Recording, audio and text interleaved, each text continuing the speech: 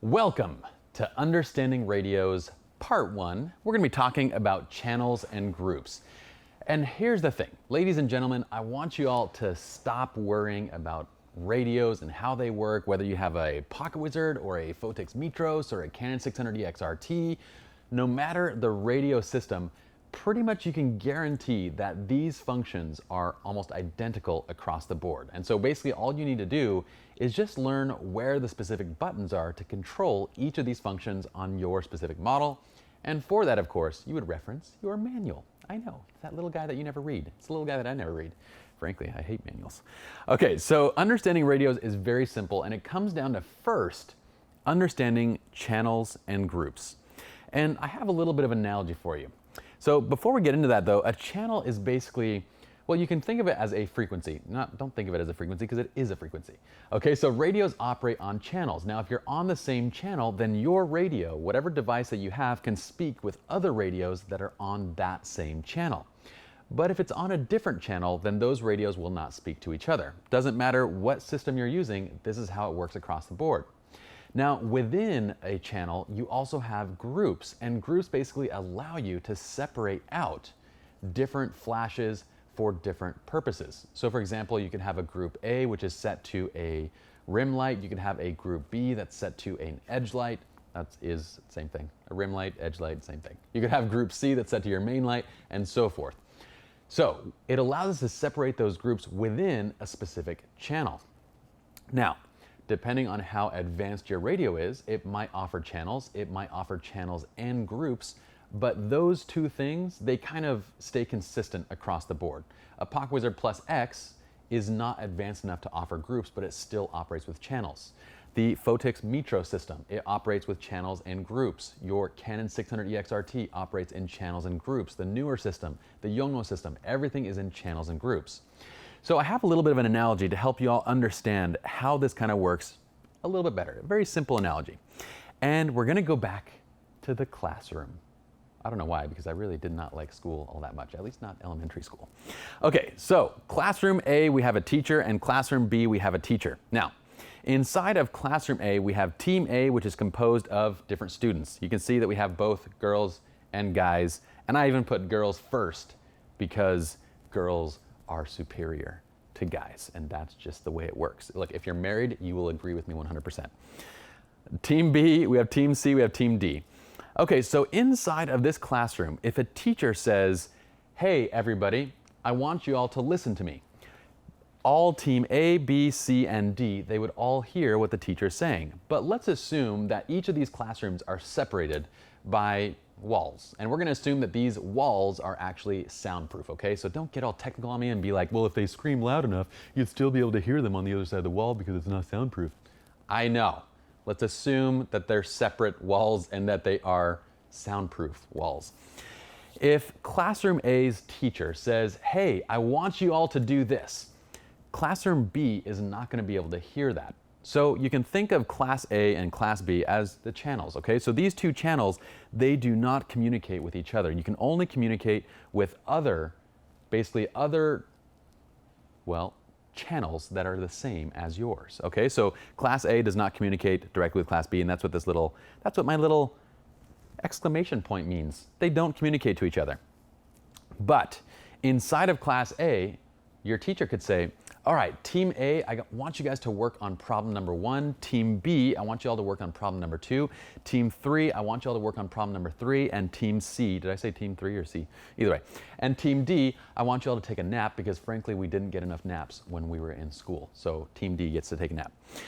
Now, that actually works totally fine, and it works the same way as it would with your Pocket Wizard or your radio system, where you can assign each grouping kind of a different function. So for example, when we go into a wedding reception, I would set a grouping for A, B, C, and D. And guess where these flashes go? They go in the corners of the room. So if I'm facing the front of the room, forward and left is A, and then we have B, and then we have C, and then D. Okay, so A, B, C, D, or you can go A, B, C, D, either way. So whenever I am moving and I'm shooting, I'm always using a backlight. So if I'm facing A, I simply turn on channel A. If I'm facing B, I turn on channel B and turn off A.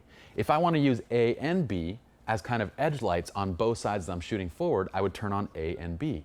So I can assign each of these independent groups a different function where I can turn all 4 of them on, I can turn 2 on, I can turn 2 off, I can use 1, I can use 3, I can use any kind of combination of those grouped flashes within that specific channel.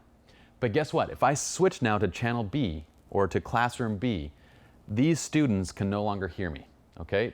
Hopefully that all makes sense to you. So when would you actually switch channels? Well, channels are a fantastic function because let's say that I'm shooting at one of the popular hotels in Los Angeles and it's a Saturday night and there might be 3 weddings going on and everybody's using Pocket Wizards. Well, I start using channel 17 and then I start realizing that, hey, my Pocket Wizards are firing when I don't want them to fire. What's actually happening? There's probably another photographer or someone else that is using channel 17 on their Pocket Wizards. And so they're actually triggering mine. So what do? I switch to a different channel, maybe a more remote channel, channel 22. That way, their Pocket Wizards and mine are not communicating with each other. Whenever you have popular devices like Pocket Wizards or Photix Mitros, whenever you're at these locations that are popular shooting locations, you're gonna find that you get radio interference from other people that are using the same channel. Also, if you notice that you're just getting general radio interference, like your flashes just don't appear to be firing, you can switch the channel again just to make sure that there's nothing else that's possibly interfering with the channel that you're currently on. So use channels for that. Use it to kind of choose a random, or basically choose a number that most people aren't using, or if you find out someone else is using that same channel, you can always switch it. Use your groups to control what specific flashes do inside of that channel. So use them to kind of designate what you want each of them to do. All right, so that's the basics between channels and groups. Just remember that when you're in the same channel, and that's always, we're gonna get into basically the 5 tips on how to troubleshoot radios, and the first and foremost one is just making sure that your channels and groups are set correctly. Okay, so make sure that whatever devices that you're using, you've set the correct channel, and make sure that if you're trying to trigger flash number C, that you actually have activated it here and on the flash as well. Okay, let's go to the next slide. The next slide is part 2 of understanding radios, and we're going to talk about the 3 common radio modes.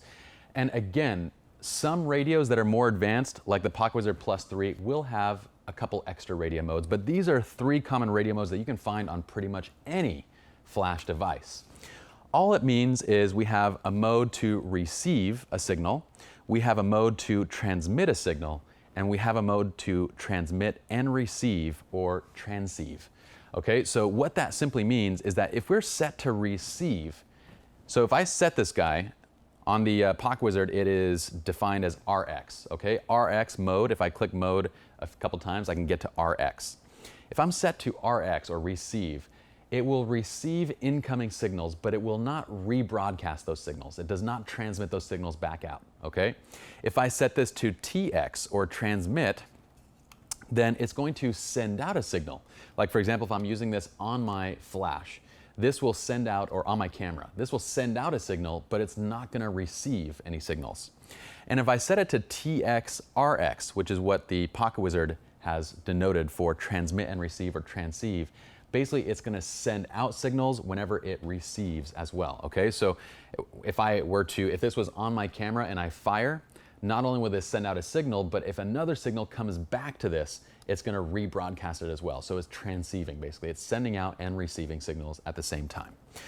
The safest mode to stick these in is transceiving, if you don't understand basically how this kind of works. Just set them to TX-RX, or just use the mode that's transceive. Now on the Odins, you would set those, like the off-camera flashes, to an Odin receiver, or if you're using that flash on your camera, you'd set it to an Odin transmitter. So that way, basically you have those 2 functions of either transmitting or receiving. So the way that this would work, on Pocket Wizards, if you're setting it to the off-camera flash, you might put this on receive only for the off-camera flashes, and then for your actual camera, you might set it to transmit only. That way, those only receive and these only transmit, basically, if it's on your camera. But In all honesty, that was awesome. In all honesty though, the thing is that if you set it to transmit and receive, it kind of helps to boost the signal a little bit. Because what happens is when an off-camera flash receives the signal, it's gonna rebroadcast that signal. And so you get a little bit better range when all of your off-camera flashes are set to transceive and your on-camera PocketWizard is set to transceive, because everything will rebroadcast those signals at the same time. So that's just a little bit of a tip. We kind of leave it on transceive for the most part. But if you're having any issues, you can specify which mode you want each thing to specifically be in. So that's it when it comes to understanding radios. It's that simple. You have channels which allow radios to communicate within each other within the same channel. You have groups which allow you to distinguish flashes and their different purposes or different functions within a specific channel. And then you have the different modes on whether you want to transmit, receive, or both transceive a signal. Okay, that's all for understanding radios. Hope you all enjoyed this lovely little demonstration. Let's head on to the next video.